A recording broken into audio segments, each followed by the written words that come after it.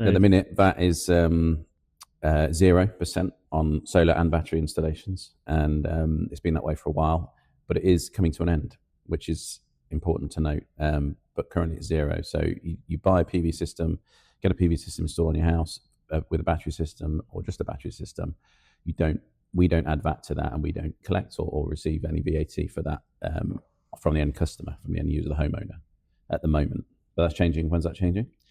February 2027. So there's basically a year, really. And the thing that I would point out to anybody watching this that's considering getting solar is that as that deadline approaches, because we've seen it with previous deadlines, such as the feed-in tariff and so on, demand goes up and up and up and up as that deadline looms, because from March 2027, obviously, suddenly there's going to be 20% added to solar and battery installations when they add that VAT back in.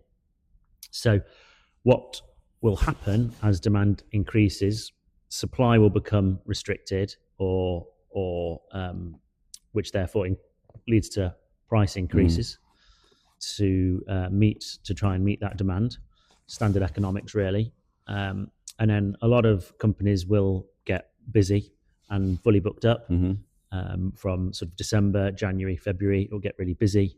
So I think sort of the second half of 2026, you'll start to see prices increase, supply getting more difficult.